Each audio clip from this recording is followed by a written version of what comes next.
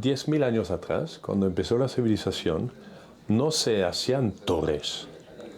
Era de lo que sabemos, porque evidentemente no se ha guardado mucho de esta época, pero era matriarcal total. La sociedad no tenía necesidad de construir falos, más bien tenía necesidad de construir graneros y de construir patios y una arquitectura mucho más horizontal. Tú me dirás a esto que a lo mejor en aquella época no se podía construir verticalmente, seguramente que había un poco de esto también, pero yo pienso que es básicamente los edificios arquitectónicos fálicos es la prueba más visible de que hemos pasado de un matriarcado a un patriarcado.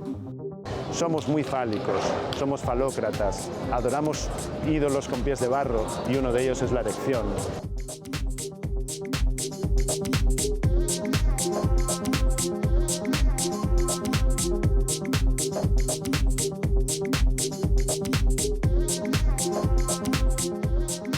El tema de la interpretación del deseo en términos de erección ha sido asumido por los hombres como una responsabilidad sexual, cuyo incumplimiento genera insatisfacción y vergüenza. Como derivación, tenemos el valor simbólico que se le ha dado, en términos básicamente de poder.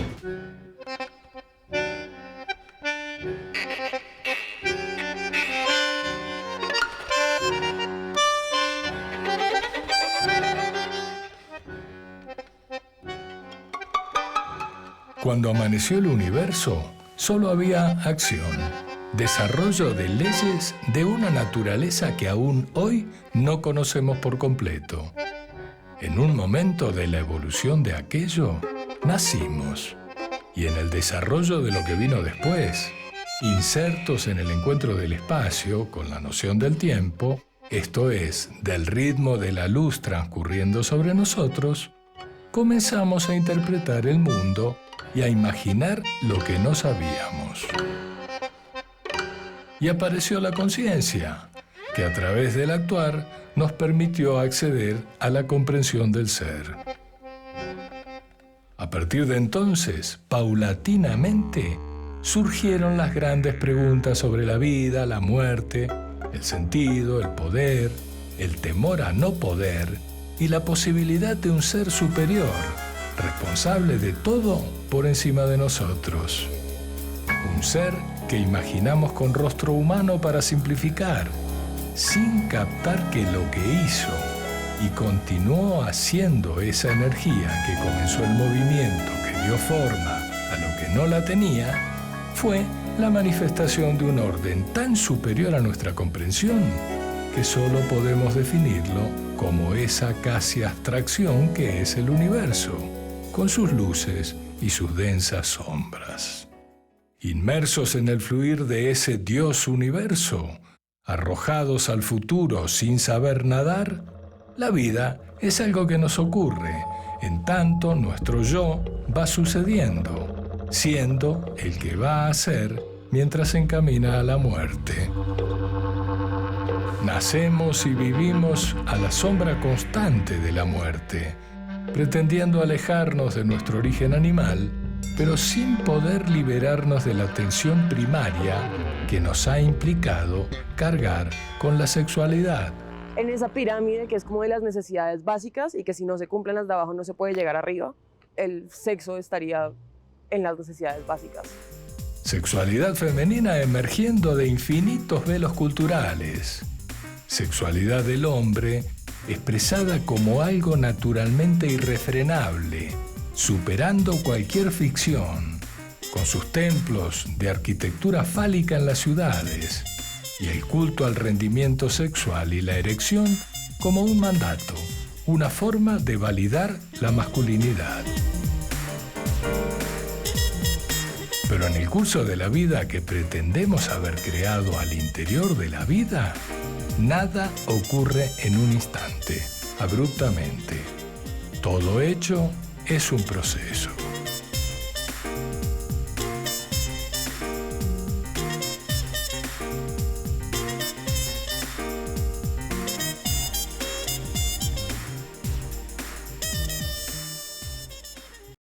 En el principio había un escenario y un vacío desde el cual contemplar y ser contemplado.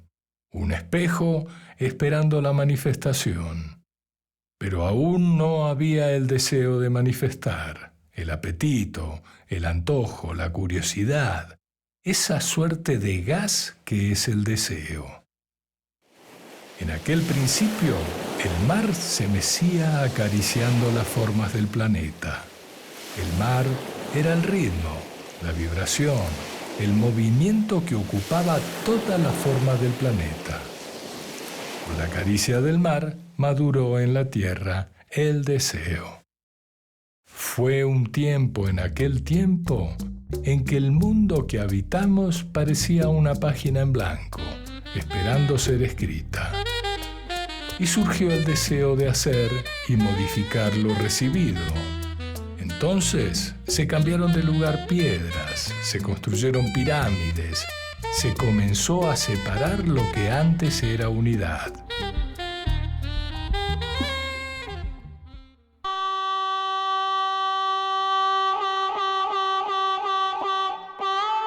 Y se fueron sucediendo pretensiones, templos, ciudades, estados, conflictos, hasta llegar a este tiempo en que nos permitimos no reparar en el daño, aunque sean miles las señales que indican que lo que hizo posible nuestra vida se está acabando.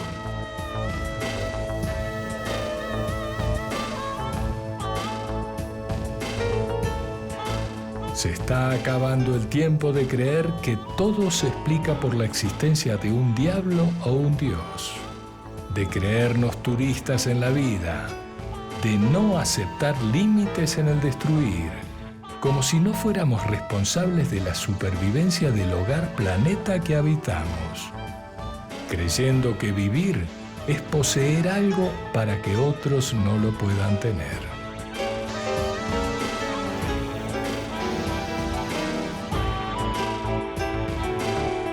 Así como las alas nos vuelven ángeles, leves aves o mariposas, su carencia nos lleva a clasificar de gusanos, luchando contra la vida por ser eternamente jóvenes, excepcionalmente delgadas, con las costillas marcadas tras horas de gimnasio. Ser importantes, reconocidas, famosos, exhibiendo el triunfo en las pantallas de un mundo de perdedores que cuelgan selfies esperando a recibir muchos likes y llegar a tener miles de seguidores. Siempre algo te falta, nos dice el sistema a través de las redes sociales, el cine, la publicidad, y jamás se nos ocurre dudar. Hasta que un día algo empieza a fallar. Luego falla más y morimos dejando atrás espermatozoides u ovarios que se convirtieron en hijos, hijas, herederos y herederas de esas pretensiones de ser más. Cada tanto suena un despertador, un virus, un cáncer, una quiebra, un robo, un terremoto, un huracán, una catástrofe, o un secuestro, una estafa, un atentado que destruye la confianza, la ilusión, la riqueza, la seguridad. Y por un momento se viene abajo el ego, la pretensión, la fantasía de ser lo que no se es. Poco después se regresa a la distracción, al culto al dinero, la fama, la más bella, la mejor vestida, o al general que aspira a ser estatua, a los asesinos de masas. En fin, sin que nadie las recoja, quedan sueltas preguntas como ¿por qué matamos? De bala, cuchillo, hambre, esclavitud, desprecio o empujón escaleras abajo.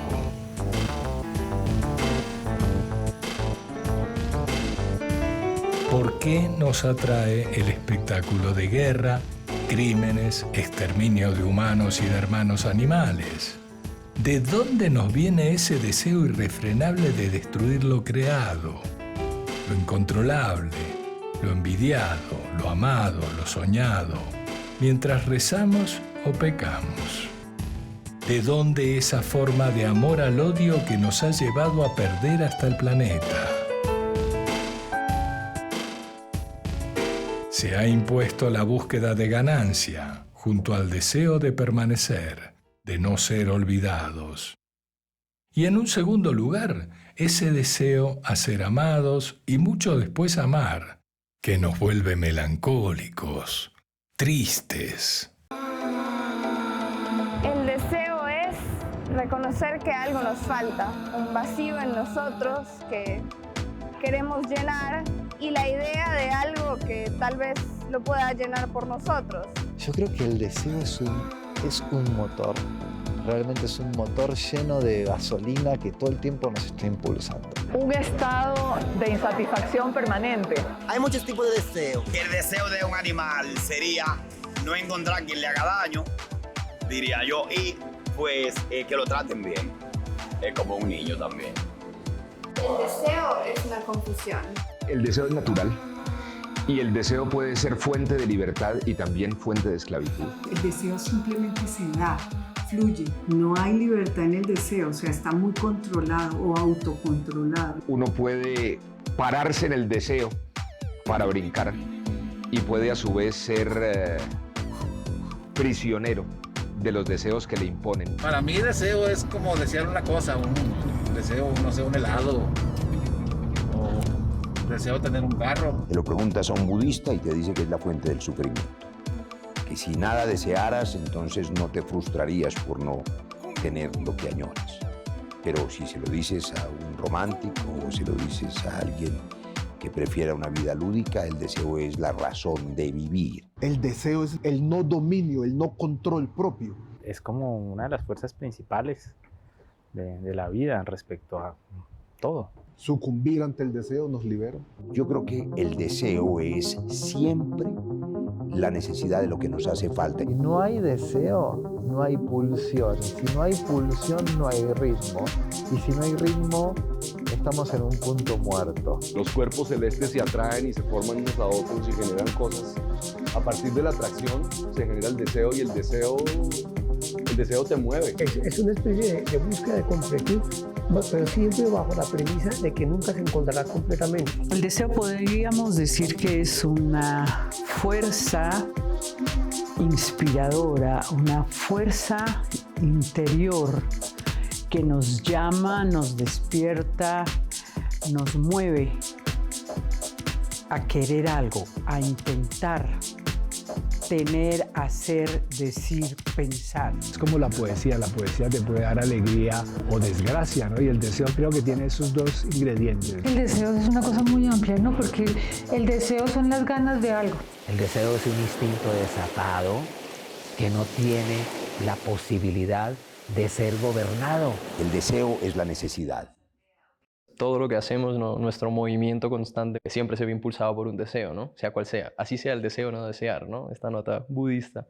Lo único que yo puedo llegar a concebir como el no deseo, que es cuando solo te plantas a ver el mundo existir, eso igual es estar vivo, es estar dentro de la cadena de vida del universo, solo que de una forma no deseante. Llegar a no desear, pues es en sí mismo un deseo, pero una vez cruzas el umbral a estar en un estado de no deseo, deja de ser un deseo. El deseo tiene la característica de atrapar la atención. La atención se va completamente. Cuando surge ese deseo, la atención se focaliza completamente.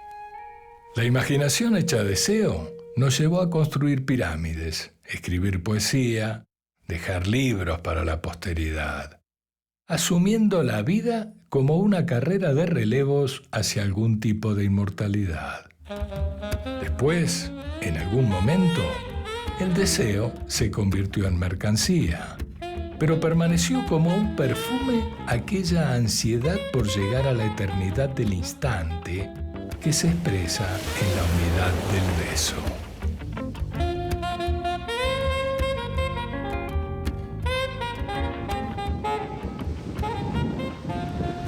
Con la caricia del mar despertó en la tierra el beso y se activó en la vida la conciencia del deseo.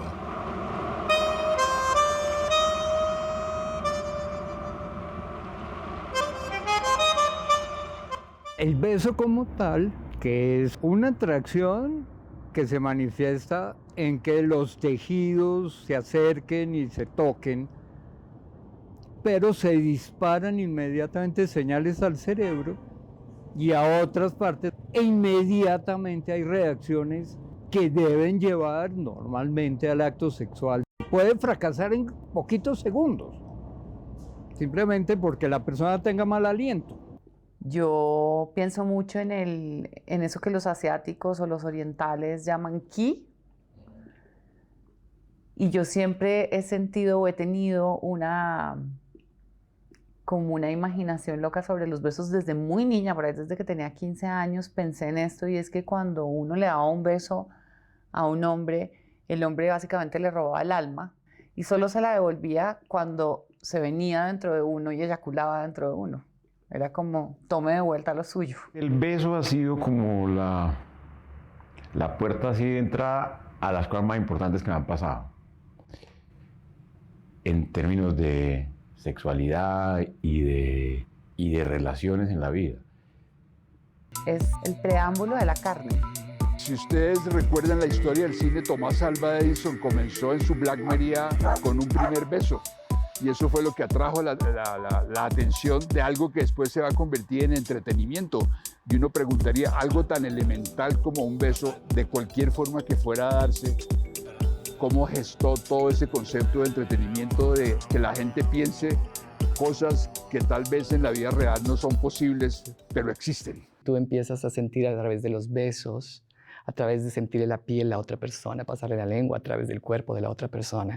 Empiezas a sentir poco a poco, te gusta, te excita, te lleva más allá el tacto, porque tú sientes a la otra persona.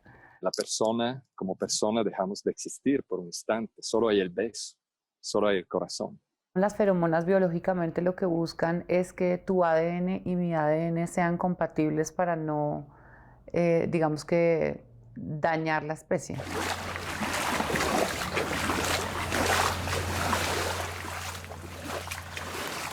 En el origen de la vida en el planeta está el mar, y la humanidad, junto a toda la animalidad que sobrevive, viene de allí. Se adaptó, evolucionó, logró perdurar, y en el proceso descubrió la verticalidad. Y cambió a partir de ahí, porque desde ese momento el humano macho se obsesionó. Surgió en él la idea de que lo que vencía la ley de gravedad era superior a lo que permanecía sometido a ella. Y se instaló el culto a la erección, ese coágulo del deseo que se asumió como símbolo de poder.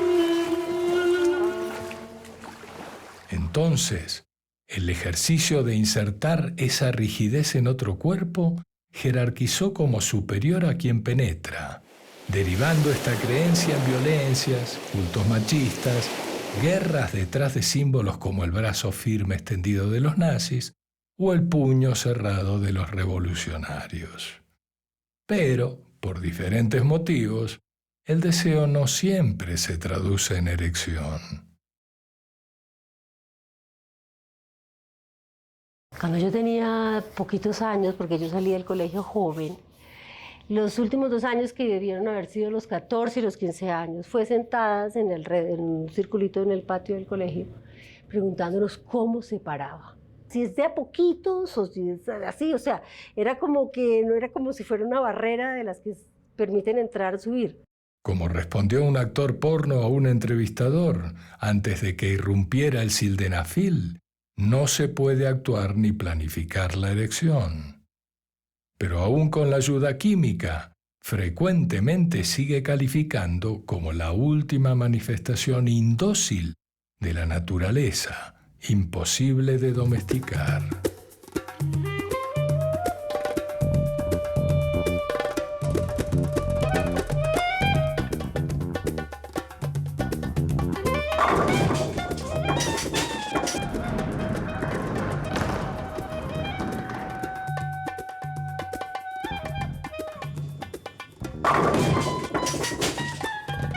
Nosotros vemos al pene como garantía de placer, como garantía de fuerza, como garantía de la persona que está en el control. No concibo el placer y la conexión espiritual que genera el sexo sin penetración.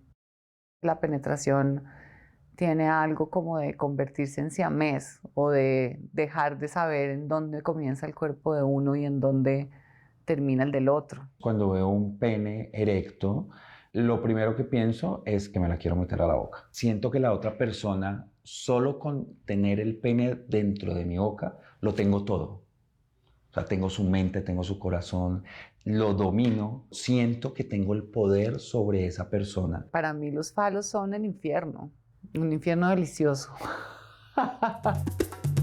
Entonces, tenemos la erección en el campo de la explotación capitalista.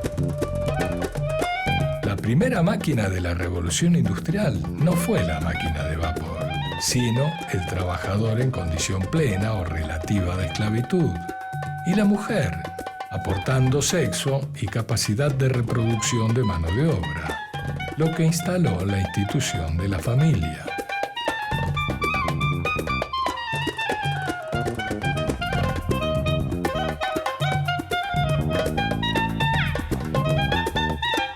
Aquello derivó en la idea del derecho a transmitir información genética y el consecuente deseo de ejercerlo, para lo que era fundamental en el hombre la excitación sexual y su manifestación directa, la erección.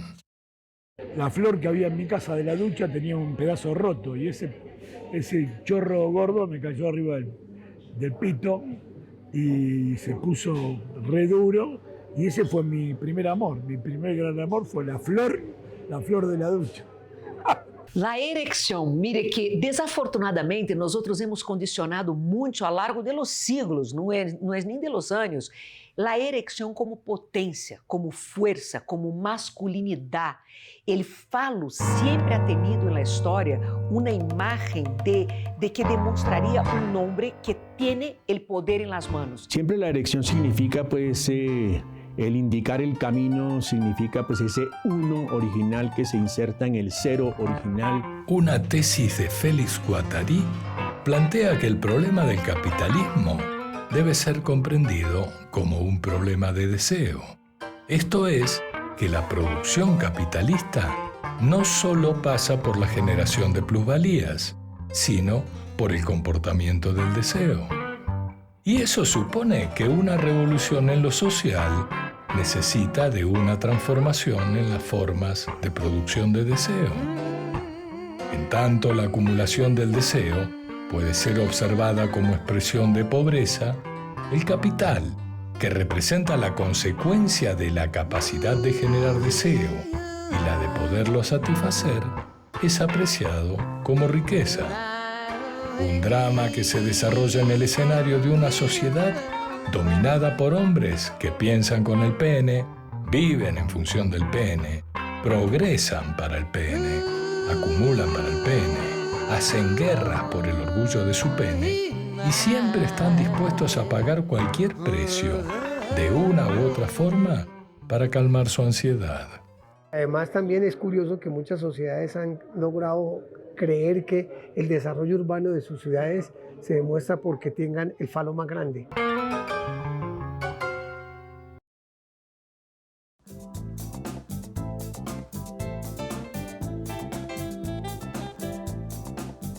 Lo que amamos es nuestro deseo, no lo deseado, escribió Nietzsche en Más allá del bien y del mal. El deseo es función de la libertad, observó después Jacques Lacan. La historia del mundo es la historia del deseo en el mundo, clasificado en dos categorías, la que comprende a quienes siguen sus propios deseos y la de quienes se someten al deseo de los demás. Lo que yo vi durante los años que estuve como cabeza de una institución mundial de los derechos humanos como el GANRI, es que eso es un tema que no se trata, que está como escondido, pero que sería muy importante poderlo empezar a discutir. Pero si no se ha podido controlar la erección, aquella magnífica energía que fue durante milenios el deseo, ha sido progresivamente domesticada por el capitalismo. Y hoy es poco más que un instrumento para la comercialización de novedades. Aquel automóvil, ese collar, esta patineta, aquel viaje, ese hombre, esa mujer. Estamos permanentemente mintiéndonos sobre lo que deseamos. Que si el deseo que limita la libertad, seguramente sí, pero conseguir un deseo pues es la libertad en sí misma, creo. Que fundamentalmente el hombre es deseo, es mucho más que razón, porque el deseo es realmente lo que gratifica el hecho de existir. En cambio la razón lo confunde. La vida, cuando se interpreta racionalmente, se vuelve una vida un poco absurda, ¿no? Porque uno descubre entonces que la vida es un proyecto que nos lleva solamente a la muerte. En cambio el deseo nos lleva pues al placer, a los pequeños instantes de felicidad que puede regalar el cuerpo. Si no tenemos deseo de nada, no llegamos a nada, no hay superación, no hay nada. En un sistema que estimula la satisfacción inmediata de las pulsiones, incluso al costo de matar el deseo, quienes tienen con qué responder a la oferta de satisfacciones van desertando progresivamente del deseo, tanto como de la pasión, para convertirse en simples consumidores. Entonces escasea aquel deseo de otros tiempos y lo sustituyen ansiedades que se resuelven comprando, haciendo nuestro lo que nos atrae, para a continuación aburrirnos e ignorarlo, desecharlo. Y, sin darnos cuenta, quedamos atrapados por esa adicción a ver qué hay de nuevo para correr a comprar. No queremos esperar, solo queremos saber el precio. Deseamos, compramos. Y si no tenemos con qué, tomamos crédito y ya. Y entre humanos, nos antojamos, encaprichamos, nos deseamos, nos obsesionamos. Pero ya no existe el elemento que fija esa ilusión que le daba trascendencia a aquella espera de la consumación. Al fondo de la represión cristiano-capitalista del deseo ha emergido el consumismo, lo que va del deseo a la ansiedad.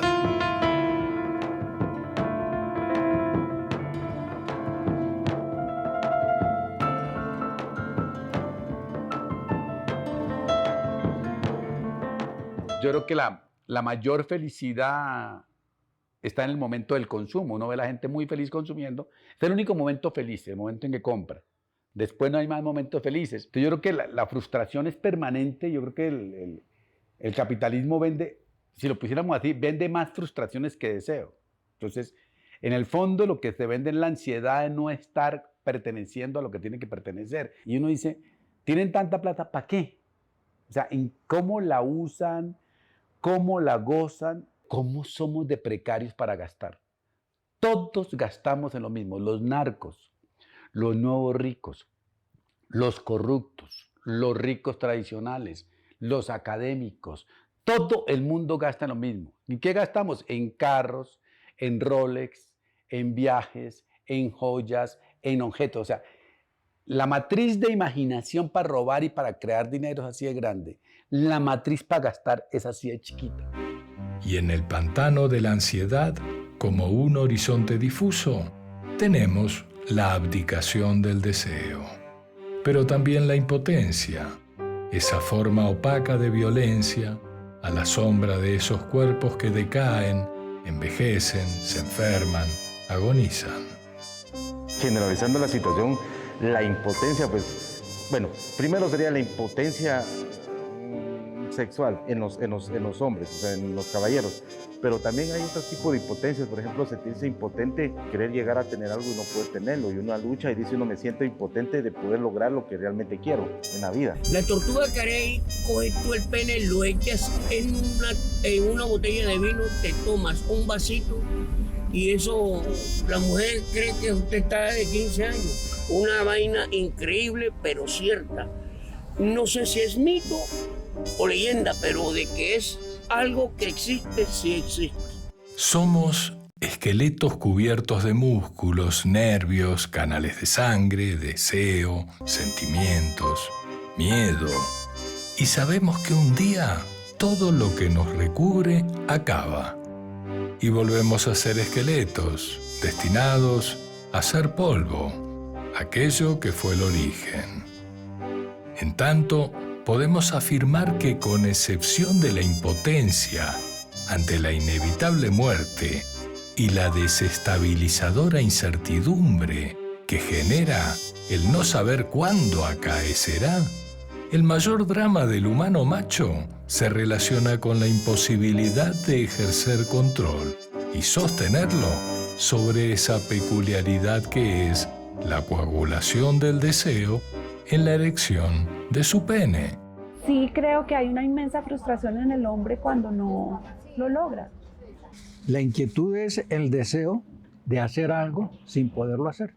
Yo creo que sí, las erecciones son un termómetro que siento yo va cambiando su valoración dependiendo del momento en que estás en tu vida y dependiendo de la edad incluso, ¿no? Pues ya uno falla, correcto, uno ya de edad ya falla, correcto, en todo ya falla, sí señor, lo reconozco. La virilidad pasa por la dureza del miembro. La burla siempre ha sido hacia las faltas de erecciones. Ya tenía más o menos 14 años cuando fue mi primera orgía individual. Recuerdo que fui a la tienda, me compré una revista que habían 20 mujeres desnudas. Y entonces cada día yo me masturbaba por una mujer. Tenía 14 años, yo me encerraba, ¿sí? Entonces como que desde los 14 años estaba yo con esas hormonas ahí disparadas. Pero cuando cumplo cierta edad, como de los 50 para arriba, me comienza a hacer trampas. Y a veces estoy bien y tal, y uy, ¿qué pasó? Y eso genera como nunca me había pasado, eso es un desasosiego que uno dice, ¿y qué digo? Y la otra persona ni lo ayuda a uno porque entonces se pone molesta y se convierte en un problema. Debería ser más fresco. Pues sí, pues no me paró, que vaina. Sí, que hagámoslo otro día. Lo que yo creo que ahora también en la adultez, la erección es la reafirmación, ¿no? de quién es uno, de qué puede. Esa es la erección.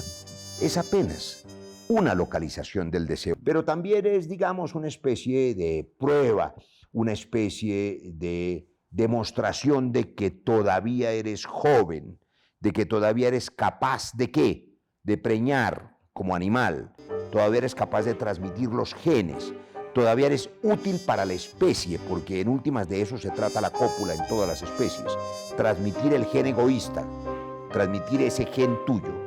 Y cuando dejas de tener erección o no puedes, pues eres un inútil para la especie. Y por eso la frustración es muy íntima. Hay unas algas marinas las cuales usted las licua con nuez moscada, leche evaporada y banano. Y eso es un alimento fortificante que lo deja usted como peladito de 15 años. Yo nunca lo he entendido bien, ni me he puesto a pensar mucho.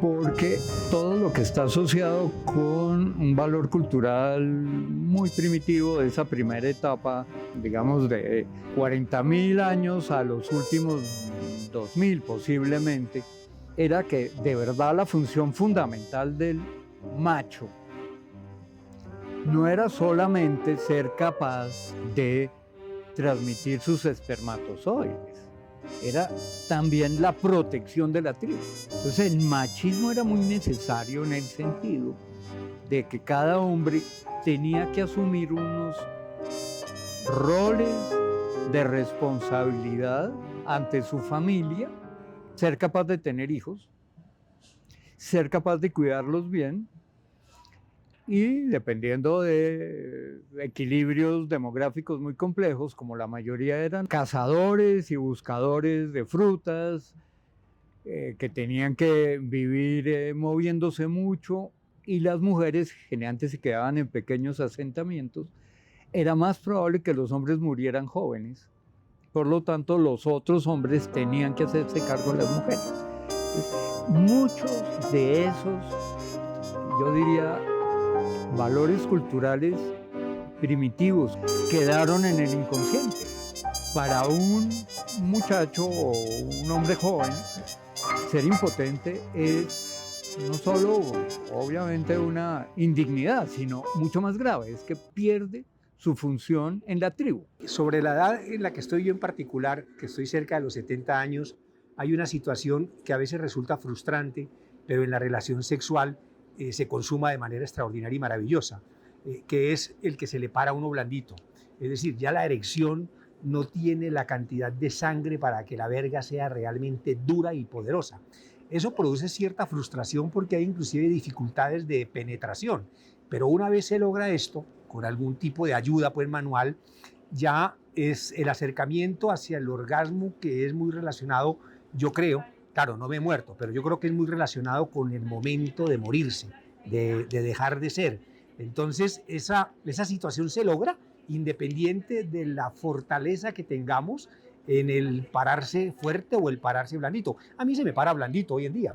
A mí me pasó una vez que, porque tuve un problema médico, se perdí mucha sangre y no se me volvió a parar durante 1 año y medio. Y entonces me hizo pensar muchísimo en qué era un hombre. Sí, ¿qué era un hombre? Pues ya, si un hombre no tiene un pipí, entonces ¿qué es un hombre? Me hizo pensar que no servíamos para nada, que éramos inútiles y no teníamos la verga pues muy parada, que pues de qué servíamos con la mujer, qué necesitaba de uno si no fuera eso, pues también, ¿no? No sé cómo decirle ahí, pero si uno ya no se le endereza el fierrito, pues no hace una satisfacción. Sí, ya no va a ser feliz la pareja ni ser feliz uno. La capacidad de erección a muchas personas les significa seguridad en sí mismo, porque han definido un poco su vida en función del sexo. La erección es un problema de confianza, fundamentalmente. O sea, si el individuo no tiene confianza, pues tiene un problema. Y por otro lado es un problema de relajación, porque lo curioso es que cuando el pene está flácido, está tenso. Y cuando el pene está erecto, está relajado. Eso es una cosa que aparentemente es contradictoria, pero que es muy particular y muy curiosa. Es un tema. La erección es como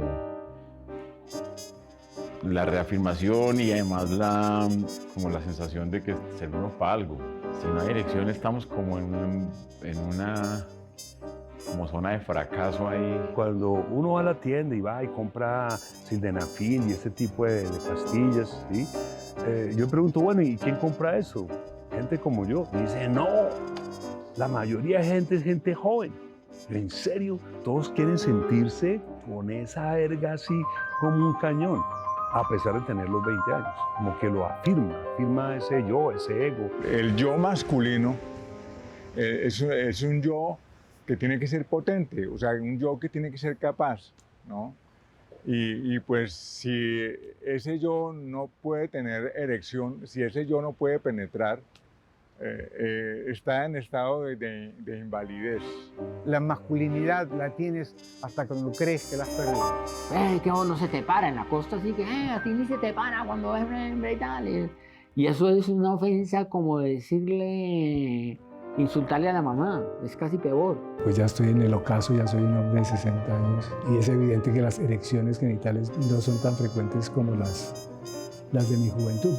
Pero las erecciones cerebrales creo que han aumentado. Al principio, cuando era joven, uno, puta, ese deseo y esa cosa, y llegaba y ya hay uno, no puede ser, ¿qué pasó? ¿Me entiendes? Y todo se pierde y todo se baja y todo se acaba, se esfuma, es la muerte. Pues a uno le gusta tener esa vaina bien parada y que sea eficiente. Y bueno, supongo que un man que tenga una verga de 27 centímetros, no sé qué, pues centrará todo su yo en su verga de 27 centímetros o 30 y tal. Un viento fantasma explica la erección del pene, afirmaban los sabios contemporáneos de Leonardo da Vinci. Burlando a la prohibición de la iglesia, Leonardo compraba cadáveres a ladrones de tumbas para diseccionar penes intentando descubrir a qué obedecía el fenómeno de la erección.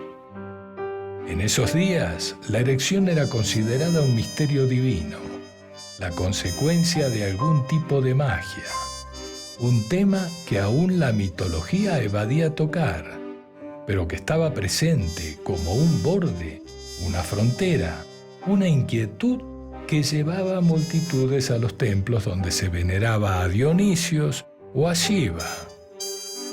Aquella relación del falo con los dioses derivó en la creencia en que poseer un pene, simbólicamente, dota al macho de una condición divina de la cual se suponía que carece la mujer, lo que contribuyó a la creencia en aquella envidia del falo de la que habló Sigmund Freud.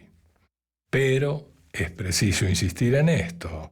No fue el órgano masculino en sí mismo quien provocó la creencia, sino su transformación en esa rigidez que, sublimada, se manifiesta como daga, espada, cañón, fusil, bate de béisbol, pan baguette, cohete espacial y, sobre todo, edificios que ascienden hasta cientos de metros hacia el cielo.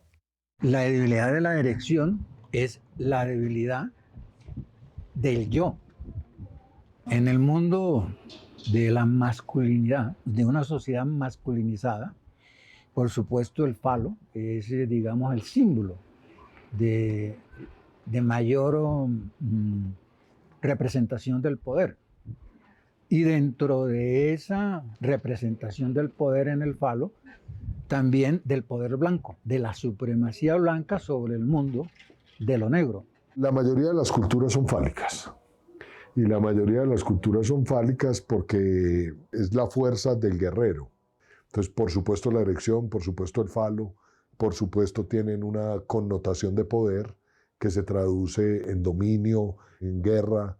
Podríamos ponerlo un poco en caricatura entre el ello, el yo y el superyo, siendo el ello la erección. Cuando uno tiene una erección, el ello coge dominancia en la racionalidad. ¿Será que de verdad vale la pena seguir con eso? ¿O vale más la pena entender la persona que está en el control desde sus pensamientos y no desde un órgano o una parte de su cuerpo? Ocultada como un pecado desde los tiempos en que el mito nos dice que Eva la confundió con una serpiente surgiendo del cuerpo de Adán, valorada a partir de entonces por su papel en la reproducción de la especie, tanto como por su desempeño en la conjugación del verbo gozar, venerada en forma de obelisco desde el antiguo Egipto, y en general como objeto mágico relacionado con la fecundidad de los campos, la incidencia de la relación del hombre y su erección en la construcción del yo se expresó desde antiguo como tensión depredadora en la política, la economía, las finanzas, la competencia por hallazgos científicos o artísticos y, particularmente, en el culto al líder del clan primero y de la sociedad después. A mí siempre me ha llamado la atención cuando un político se para ante las masas y hace el ejercicio ¡pueblo! Es en últimas el mismo grito que hace el gorila frente a la manada cuando está haciendo una demostración de poder sexual, de poder de manejo de la manada. El poder es aplastar al otro, o por lo menos dominarlo. El poder es absolutamente egoísta. El poder es una forma erótica del onanismo. Es tan insatisfactorio como la autosatisfacción sexual. Quienes hemos vivido la política, quienes hemos vivido los anhelos de poder, quienes hemos vivido los sueños del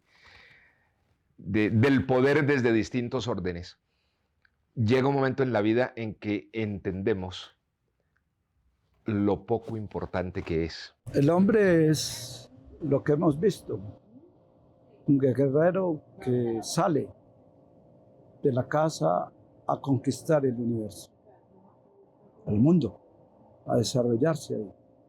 La mujer lo cuida todo, los hijos, las semillas, el tejido, el sostén. El deseo entonces está ligado a ese comportamiento. La razón, que fue lo que se impuso en estos últimos 2000 años, la mente, la certeza, va por un lado y el espíritu, el alma, el todo va por otro lado. Ahí fue donde se enredó la pita.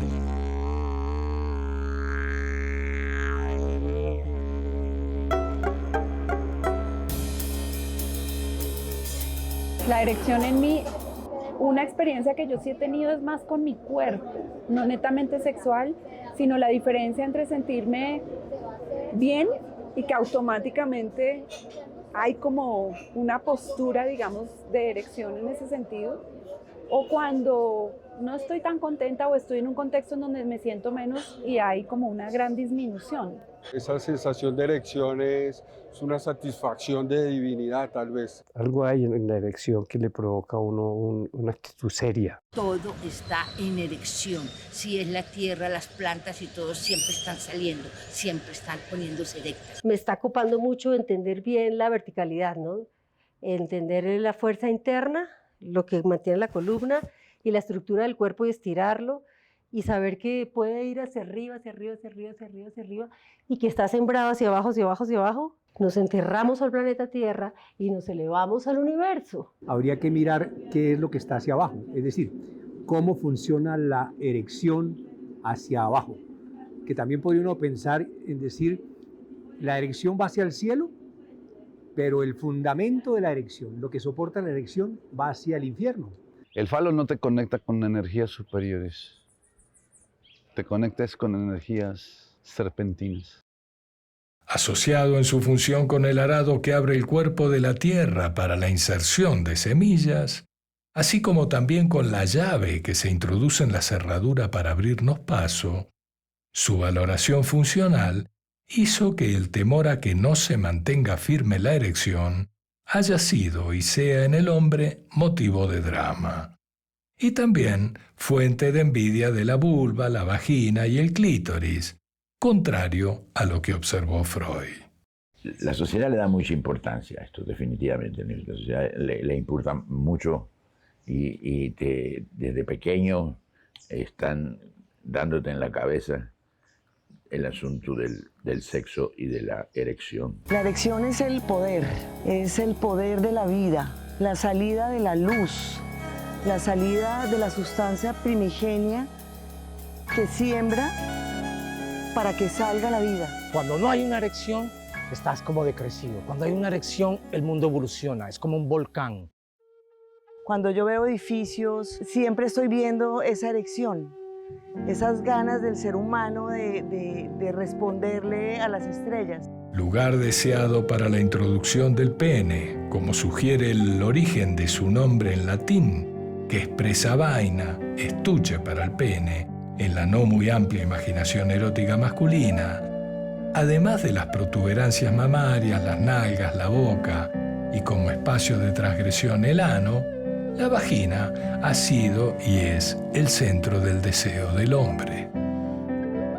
Por eso se ha convertido en el canal que impide al hombre valorar la belleza de la vulva e ignorar el clítoris, la sensibilidad de sus bracitos y bulbos internos, sus miles de terminaciones nerviosas en la región pélvica y su excepcional condición de ser, hasta donde se conoce, el único órgano humano cuya función exclusiva es proporcionar placer.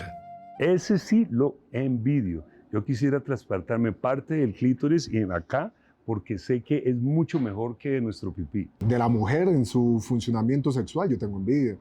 Total, claro, el clítoris no se cae, no se agota, tengo entendido, es multiorgásmico. En algún momento, por supuesto, se irritará y cansará, ¿no? El clítoris es la punta de un iceberg. Adentro hay una cantidad de terminaciones nerviosas y yo descubrí desde chiquita que me generaba mucho placer masturbarme apretando las piernas y conteniendo la respiración. Casi que aprendí a hacer una cantidad de prácticas como de sexo tántrico por instrumentos y de manera orgánica, ¿no? Que es apretar el piso pélvico. El clítoris en nuestro mundo sigue siendo algo oculto, algo por encontrar, algo por descubrir algo mítico. Los hombres consideran que por donde se penetra ahí está el clítoris y nosotros sabemos que no, o por donde está la uretra y se orina entonces es el clítoris. El clítoris es un órgano muy pequeño que tiene más de 8.000 ramificaciones nerviosas, el doble de las que tiene el glande masculino, o sea, que tiene una capacidad de sentir placer intensa y además no pasa por el período refractario sexual, no necesita un mecanismo de reinicio para volver a tener sexo y volver a tener placer. El clítoris está ahí. Mientras seamos estimuladas, podemos seguir teniendo orgasmos en el mismo encuentro sexual. Pero lo que hace con que no se transforme en un órgano de envidia y sí el pene es la visualización. La sexualidad masculina es externa, es visual. Entonces, por eso que tal vez el clítoris nunca haya sido objeto de envidia, sino que más bien de miedo. ¿Por qué? Porque la necesidad de controlar la sexualidad femenina, cortar el clítoris femenino, para impedir ese placer que yo no veo, ese deseo que yo no veo, y eso sale del control. Formado por cuerpos cavernosos y esponjosos tejidos eréctiles, al despertarse el deseo, el clítoris se llena de sangre, tal como el pene, pero en mayor proporción. Entra en tensión con más potencia que éste, alcanza múltiples orgasmos y eyacula en aquel famoso punto G o Grafenberg en torno a la uretra. Las mujeres son superdotadas sexualmente, son seres de una carga erótica superdotada, gigantesca, enorme. Sus zonas erógenas son mucho más vastas que las de los hombres y su potencia y su capacidad de desarrollar el sexo es abrumadoramente superior a la de nosotros, seres monorgásmicos que tenemos unas limitaciones en esa materia bastante complejas. Me atrevería a decir que el placer del penetrar a una mujer es el placer que uno ve que le produce.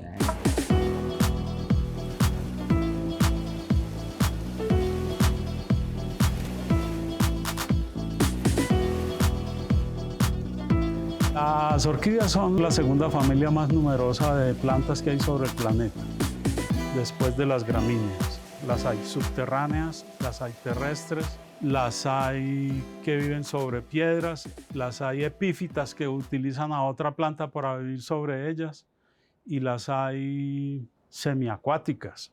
O sea, son las plantas más evolucionadas y más inteligentes del planeta, entendiendo la inteligencia no como la capacidad de generar pensamientos, sino la capacidad de interactuar con el medio y ser capaces de sobrevivir.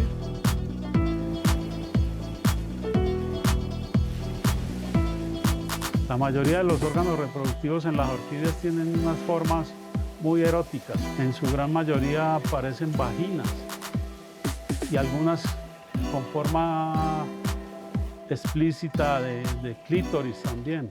Yo creo que igual uno busca que las cosas se parezcan a otras. Eso es como algo metafórico de la mente humana. Es curioso porque en realidad son como genitales vegetales, por decirlo de alguna forma. Nos seducen. Son plantas muy inteligentes.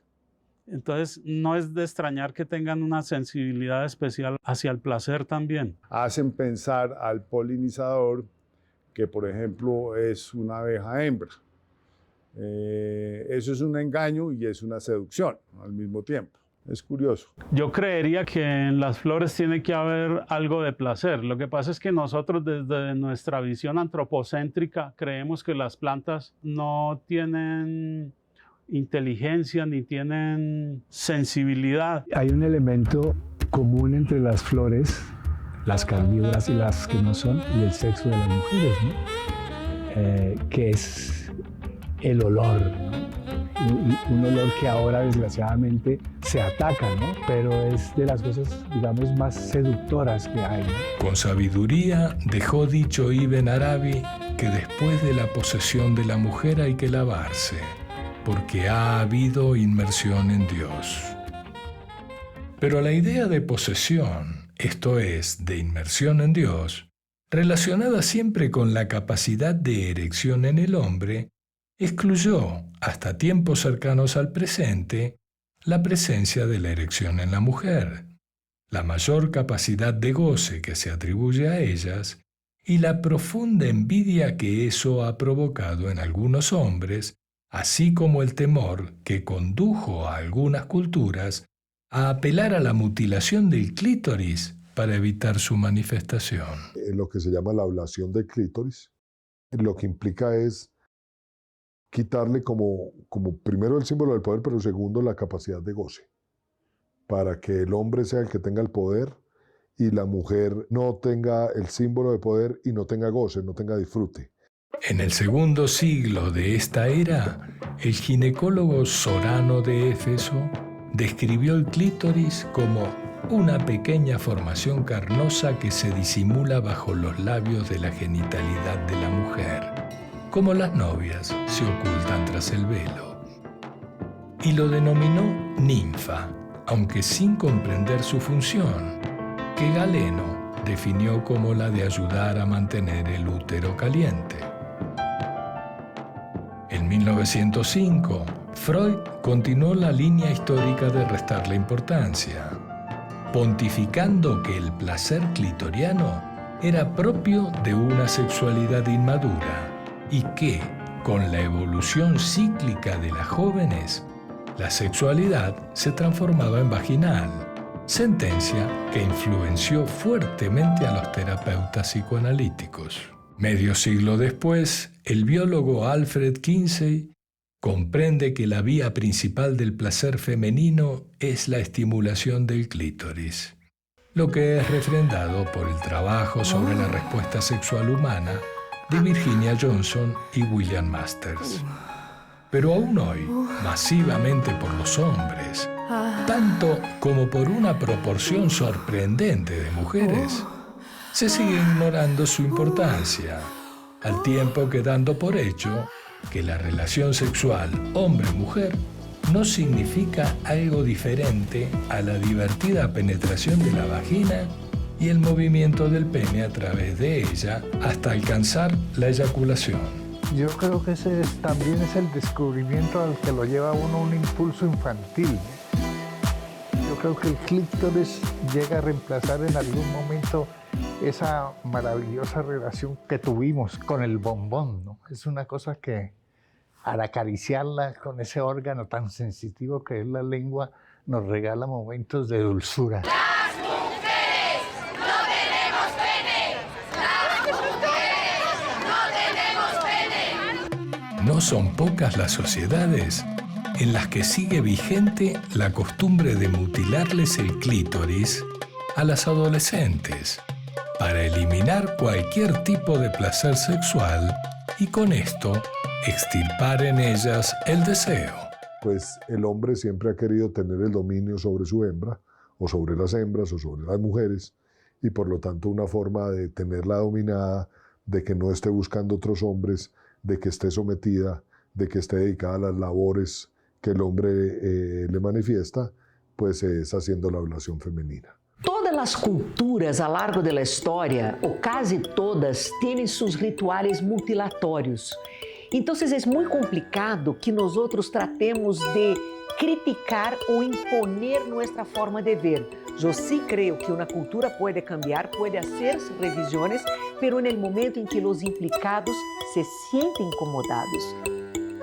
Não vamos ser nós outros, que não hacemos parte de uma cultura islâmica, que não somos judios, a determinar as costumbres que outros tenham.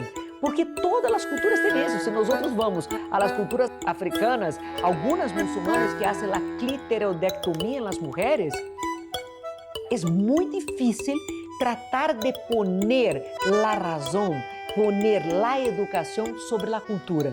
Porque nosotros al fin nos construimos en nuestras culturas. Durante siglos, tomando palabras de Platón, podríamos decir que estábamos ante un objeto que se convierte, pero no es. O, como decía Spinoza, de un mero accidente de la sustancia. Y así definir que, utilizando un concepto de Kant, lo que conocemos de la cosa en sí no es más que un simple fenómeno. La sexualidad ha sido muy enfocada en ese objeto en particular, que de alguna manera todas y todos nos hemos como creado una idea de lo que debe ser una relación sexual que termina siempre en la penetración y eyaculación y ya con eso es una relación sexual exitosa. La ciencia aclaró que la erección en el hombre es la consecuencia de un fenómeno termodinámico coordinado, en el que participan cuerpos cavernosos y esponjosos, y que es la sangre y no el aire, como creían los antiguos, el elemento que rellena las cavidades del miembro, dándole ese sugestivo aspecto que denominamos erección. Fue el anatomista Barolius quien primero lo comprendió, explicando hacia 1573 que la erección es un mecanismo por medio del cual la sangre queda atrapada en los cuerpos cavernosos, causando al falo crecimiento y dureza. Cuando el pene está relajado, sus vasos sanguíneos se constriñen, limitando el flujo de sangre.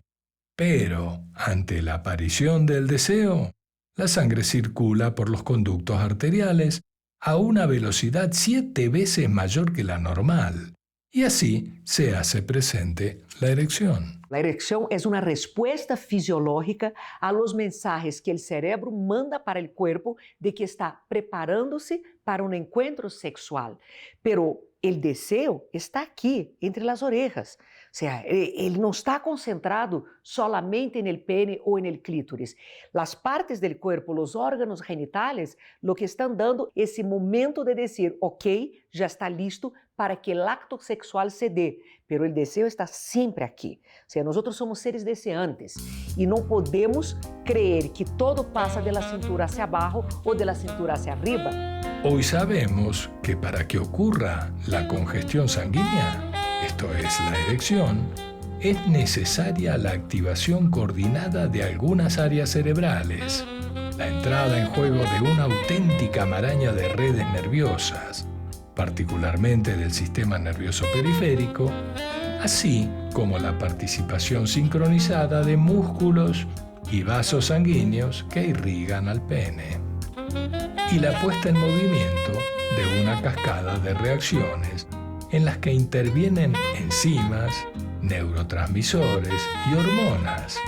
Un complicado proceso, particularmente en lo que atañe al plano de la química, donde el protagonista fundamental de todo esto es el óxido nítrico, que asociado a la acetilcolina y otros compuestos, es capaz de relajar el músculo liso para que se inicie la erección y se mantenga. Todo es una erección, creo que es un concepto fundamental que mueve nuestro planeta.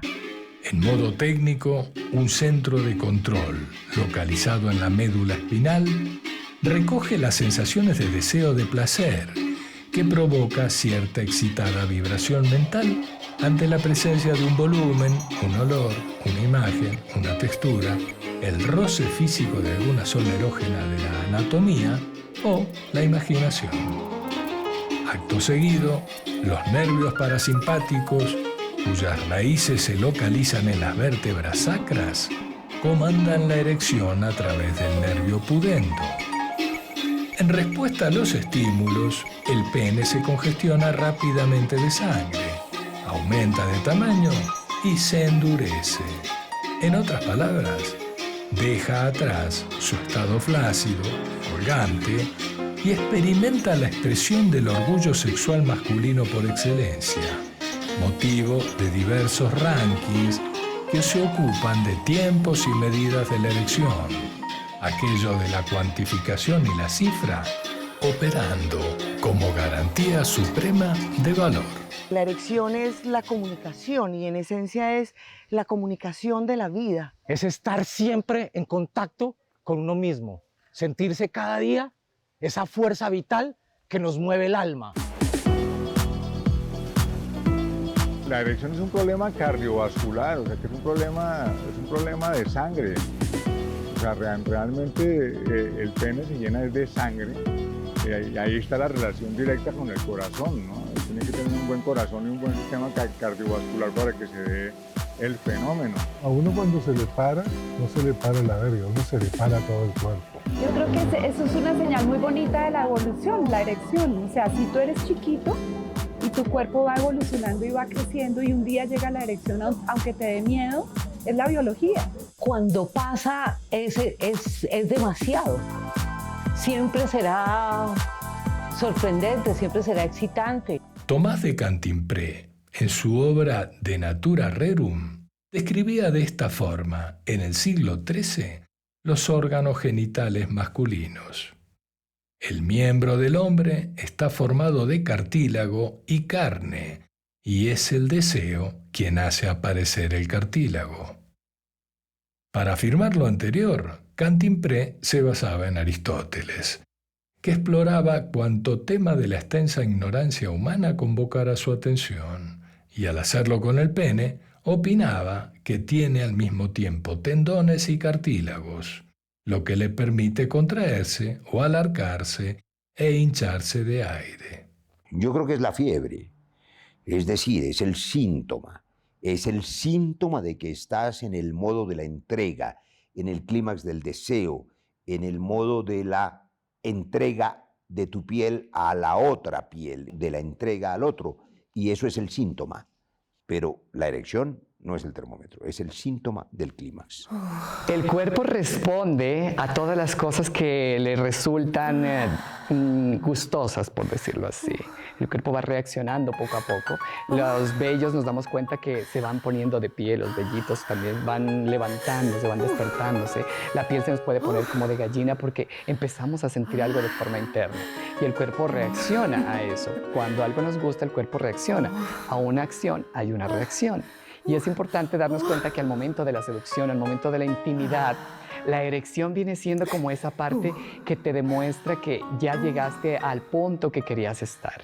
El tema de la energía que pone en erección al sexo masculino interesó particularmente al gran Avicena, que habitó el planeta entre el 980 y el 1037 de estos tiempos.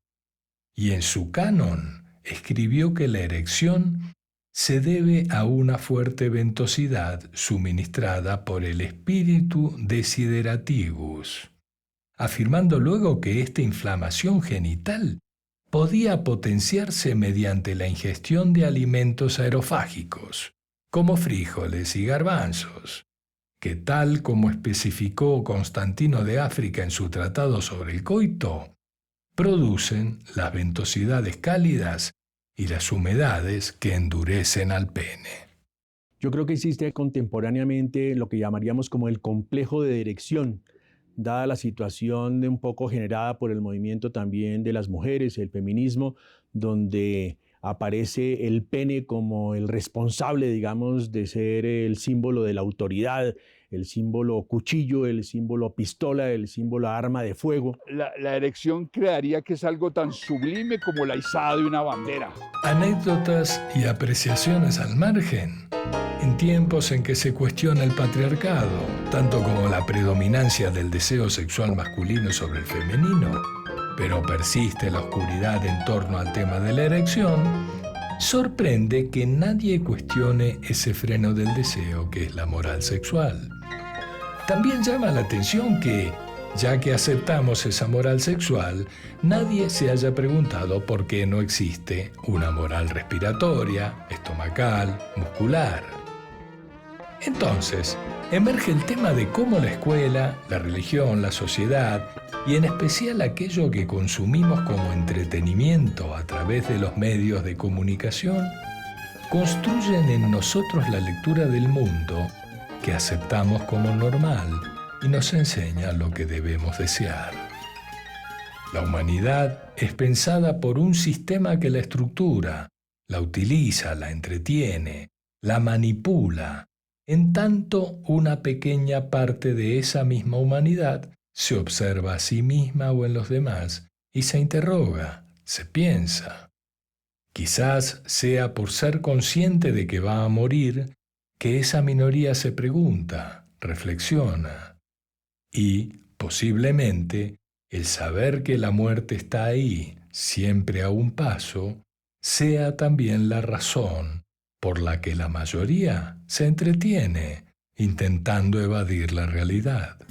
Confundimos entretenimiento con estar feliz. Vivimos permanentemente creyendo que si estamos entretenidos estamos bien. Estamos confundiendo el entretenimiento con una droga que nos haga olvidarnos del lugar donde estamos. Lo que más desea la humanidad en esta época es entretenimiento, distraerse y dejar fluir su carencia de atención, su apatía ante lo excepcional que es la vida y los riesgos en desarrollo, como la evolución del clima del planeta. Que les narren historias, que les proporcionen juegos, que cada día les muestren novedades para comprar, que les propongan nuevas inseguridades o nuevos objetivos para amar u odiar. El cine es una educación sentimental, como diría Stendhal. El cine de alguna manera educa la imaginación, educa el sentido, educa el oído, educa la apreciación, educa la ingenuidad. Siento que el cine y la televisión no se pueden colocar en el mismo nivel de relación e influencia sobre el deseo. Definitivamente por sus circunstancias de recepción y por sus mismas lógicas, la televisión es fugaz, su naturaleza es la fugacidad. Su naturaleza y su gran virtud es la fugacidad. En un mundo donde se valora tanto la trascendencia, a veces esos espacios para la fugacidad tienen su valor, y creo que la gente cuando ve y consume televisión ve y olvida muy rápido. Por eso las lógicas narrativas de la televisión son tan redundantes. El cine y el teatro, por su misma naturaleza y por sus mismas condiciones de recepción, permiten un contacto más profundo, una comunicación más profunda con el ser. Entonces, creo que en la construcción del deseo y de la percepción del deseo, el cine siempre ha tenido una influencia y una importancia mayor que el de la televisión. El cine y el teatro creo que tienen mayor consistencia, mayor fuerza, mayor penetración, mayor profundidad en lo que puede la gente ir pensando, aprendiendo y reflexionando sobre el deseo. Y toda estrategia de género siempre depende del efecto que quieres conseguir en el espectador. Géneros como el melodrama o cierto tipo de drama romántico buscan en el espectador un efecto de catarsis liviana, de ejercicio emocional primario, sin mayores pretensiones ni de educar ni de cuestionar, mientras que hay otro tipo de géneros como la comedia o la tragedia, donde lo que pretendes es o ampliar la concepción de los temas que hay en el espectador, o cuestionar o ponerle a la gente enfrente un retrato crudo de su realidad, y en ese sentido pues la estrategia es otra, y la participación en la estrategia del deseo como una fuerza motivadora adquiere otro sentido. Uno en una telenovela tiene 3 ideales de deseo que tenemos todos los seres humanos. Uno, el deseo del amor, o sea, el amor es la marca de éxito, y en la telenovela todo el mundo lo encuentra, el feo, el bruto, todo el mundo lo encuentra. Y en ese sentido, en lo popular, se habla de que quien no tiene amor es un fracasado. El deseo del amor es una manera de mirar eso. El segundo, el deseo de justicia. En las telenovelas todo el mundo encuentra que los villanos la pagan y el bueno triunfará para eso. Y el deseo más latinoamericano y capitalista, que es el deseo de ascenso de clase. En el caso de Hollywood, allá no importa el amor, importa el éxito económico, que es el deseo capitalista. Entonces yo creo que todo se mueve por ahí. Y lo intelectual pareciera matar el deseo, que es una cosa rarísima, porque el cine independiente es independiente de deseo, independiente de final feliz, por ejemplo. La lógica del formato gringo es sexo y acción, sexo y acción. En el latino es conversación, entonces nosotros sublimamos conversando. Nosotros lo que nos gusta es mostrar a la chica, sublimamos con pobreza, o sea, realmente, como no podemos mostrar, sublimamos con pobreza, sublimamos conversando, sublimamos con oralidad, sublimamos cantando canciones. Los discursos son dispositivos de crear realidades. Hemos llegado a un momento donde hay un discurso en que no se habla de lo genital. Entonces, por ejemplo, hablar de la erección es una cosa ofensiva. No se habla de lo sexual tampoco, sino que se habla de lo sexual en términos de género, que es una forma mucho más difusa de hablar de la sexualidad. Pero no dice, a mí en el cuerpo me pasa esto. Mientras que hablar de sexualidad, hablar de genitalidad, significa hablar de algo que pasa en el cuerpo. Experimentar algo en el cuerpo implica sentir una urgencia que nosotros no sabemos procesar. El deseo en el cuerpo, es decir, en el caso de un cuerpo de hombre, la erección, necesita ser puesto en algún lugar, necesita ser recibido en algún sitio. Y eso no es simbólico, eso es biológico. Y si no encontramos dónde meterlo, ante el rechazo absoluto, no tengo dónde meterla, lo que pasa es la violencia. El sujeto estalla, y estalla con violencia. El cuerpo te pide que vos metas esa semilla en algún lado, que siembres eso en algún sitio. Y vas a hacerlo así sea a la fuerza. Yo te tomo, no te tomo, el pene toma, el pene invade, el pene entra, te penetro en el cerebro, te penetro en el cuerpo, te penetro en la boca, te penetro en los orificios por donde puede entrar y también en tu alma, ¿no? Parecería que para una buena cantidad de los hombres la masculinidad, la expresión más grande y poderosa es la erección y la penetración, como ese fanatismo de tener que hacer la erección y que sea grande, fuerte, sostenida, y que si se cae, entonces es como si se cayera pues el ego, la masculinidad completamente. Cuando falla la erección, el hombre se enfurece contra la mujer, no asume, digamos, su dificultad, y eso con frecuencia generaba golpes, se ponen bravos y terminan no penetrando, sino golpeando. La mujer es la culpable de que la erección no se mantenga, ¿no? Cuando los hombres tienen dificultades para tener erección, las acusan, las violentan. Es como si fuera culpa de ellas que ellos no puedan tener erección a pesar de ellas haber intentado. Yo tengo una expresión de un grafiti que dice: en cada macho hay un facho. Tiene que ser viril, funcional sexualmente. Él dice popularmente, tienes que ser un buen polvo, o si no nadie te va a querer. Cuando yo te penetro, tú me perteneces. Yo entro en tu cuerpo y lo hago mío, ¿no? Te tomo. El lenguaje que se extendió en el melodrama, por ejemplo, de los años 80, las telenovelas venezolanas, hazme tuya, soy tuya, vas a ser mía, no eres de nadie más. Esto caló en la cultura popular. Yo veo en estos actos, esos son actos de toma de posesión. Hay que hablar de eso y los hombres tienen que hablar y las mujeres también, porque la falocracia también está sostenida por nosotras, ¿no? Yo creo que el patriarcado es funcional al capitalismo y el capitalismo es funcional al patriarcado. Los dos se alimentan, porque en la medida que eres poderoso, de alguna manera dispones del cuerpo del otro o de la otra. El cuerpo se vuelve un objeto y como objeto se vuelve susceptible de intercambiar, de comerciar, de vender, de comprar. La gente vende su cuerpo en OnlyFans.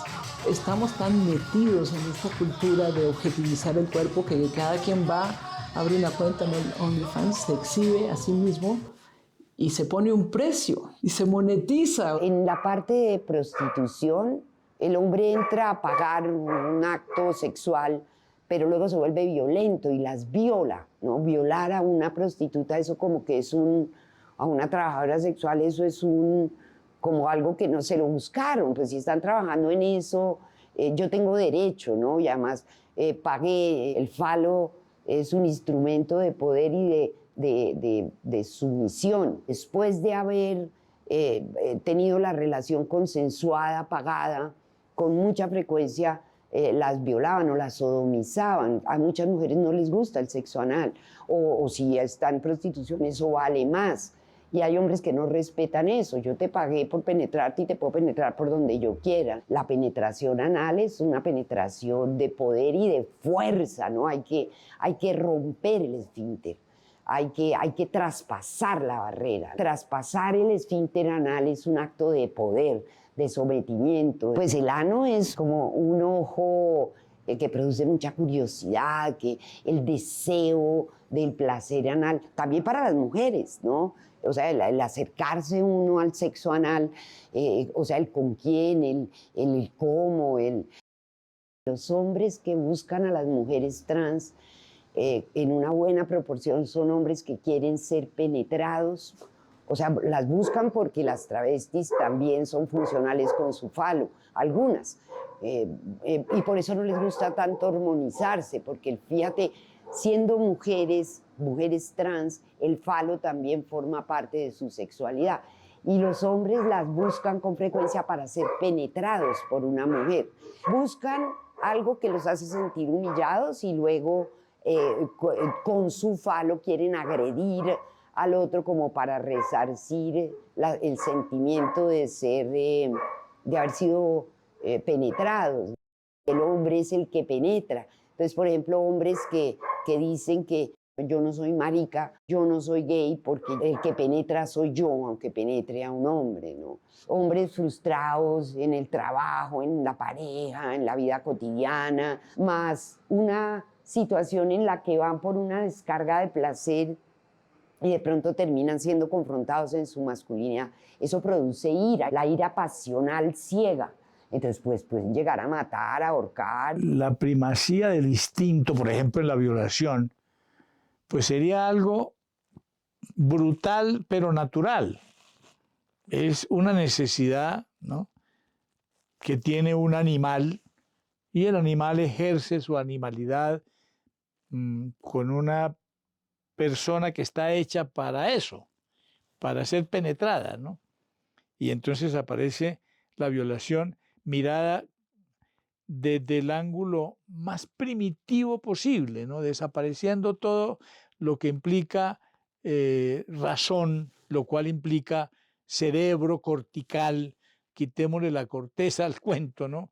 Movámonos por el sistema límbico y entonces somos animales, ¿no? Cómo desaparecen en esos momentos esos elementos estrictamente humanos, ¿no? Y aparece lo animal, ¿no?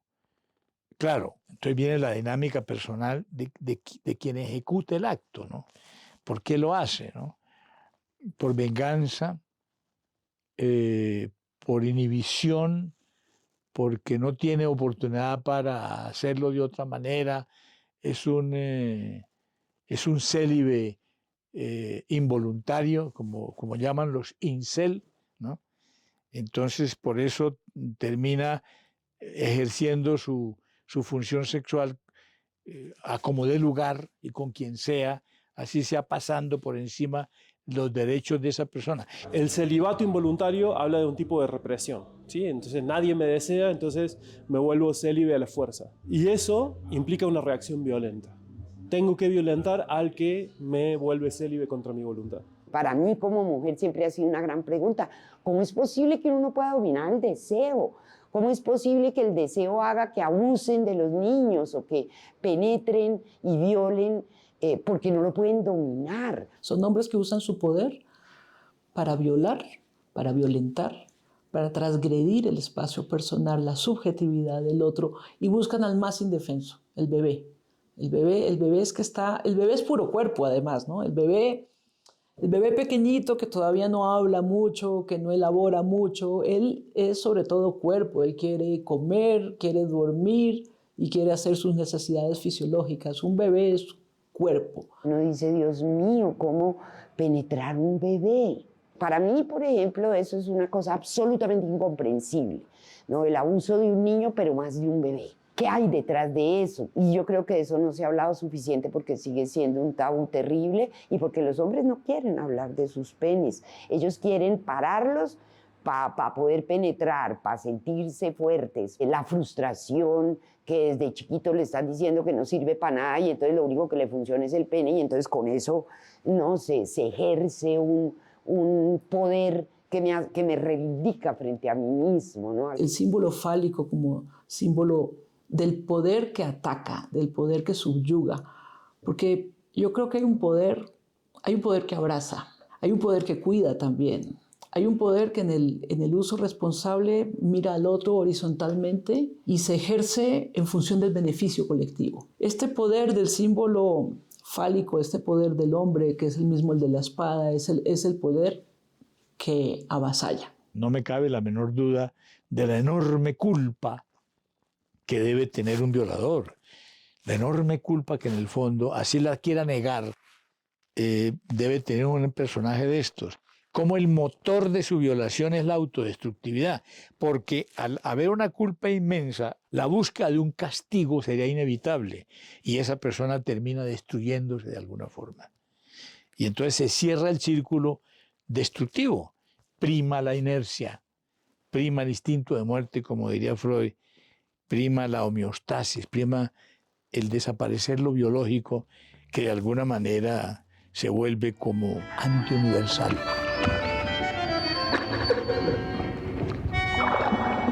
Decía Jung que aquel que mira hacia afuera sueña, en tanto quien mira hacia su interior despierta. Y al despertar, todo hombre razonable busca lo inexistente, señaló el camino Rumi. La civilización nos alejó de los instintos y paulatinamente los humanos han ido olvidando aquella inquietud que despertó en ellos cuando al cuerpo le ocurrió por primera vez la erección. En tanto, al fondo de la escena humana, acechando, siempre está el beso definitivo, el de la muerte. En 2 momentos, a través de emisoras de radio y periódicos, circula una invitación a imaginar, en un teatro de Bogotá primero y luego en el Museo de la Ciudad de Quito, el último instante antes de morir. En videos y fotografías queda constancia de la dificultad de imaginarnos muriendo, por lo que, ante esa realidad que nos negamos a considerar, solo surge en nosotros representar lo aprendido en el cine. Y es que quizás no hemos aprendido de la brevedad de aquella erección que detonan nuestros deseos, y nunca podremos superar el miedo a pensar en lo efímero que somos. Nuestra comprensión del mundo está enmarcada por límites precisos: tiempo, espacio, deseo y voluntad. La realidad, como el encuentro de los sexos, son ritmos. Y para sostenerlos, la erección o la memoria de sus días teje la melodía que nos acompaña hasta ese día en que comenzaremos a desaparecer. Ese día en que, como quien despierta y siente que se desvanece lo que estaba viviendo en algún sueño, ya no recordaremos lo vivido, lo amado, lo construido, lo gozado, lo sufrido. Y no habrá tiempo para explorar lo desconocido, ni comprender lo conocido, lo que hemos supuesto conocer.